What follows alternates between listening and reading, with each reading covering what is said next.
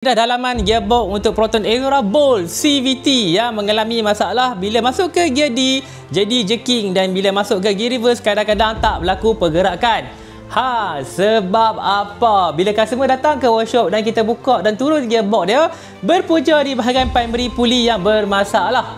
Bila kita buka primary dia, salah satu kita jumpa minyak dah mula hitam. Nampak ni? Nampak tak tu?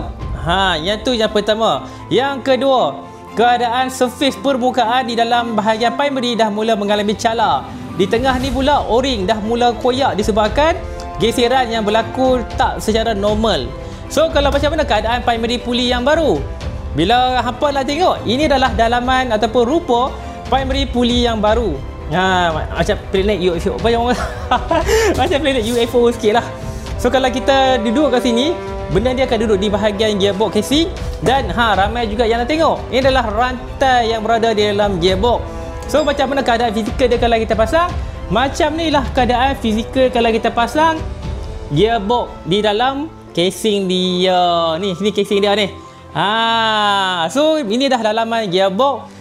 Rupa dia macam ni. Tak banyak jugalah kita nak tengok secara orang kata apa, kontak fizikal saya tunjuk ni. Ni saya tunjuk, dan ini adalah rupa clutch yang berada di dalam keadaan gearbox Proton CVT.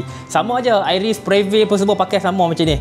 So kalau kata hampa yang berada di area Pulau Pinang dan balik pulau berdekatan dengan kami, nak dapatkan perkhidmatan daripada kami, jemput datang cari kami di AYD Auto Service balik pulau Pulau Pinang. Dan kalau video saya bermanfaat dan kawan-kawan hampa tu ada masalah di bahagian gearbox, boleh share video ni pada kawan-kawan hampa dan simpan video saya ni sebagai sumber rujukan hampa. Dan kalau tak nak support saya, tekan button share dan like saya. So, itu saja. Ada sebarang pertanyaan boleh komen di ruangan komen. Terima kasih. Assalamualaikum.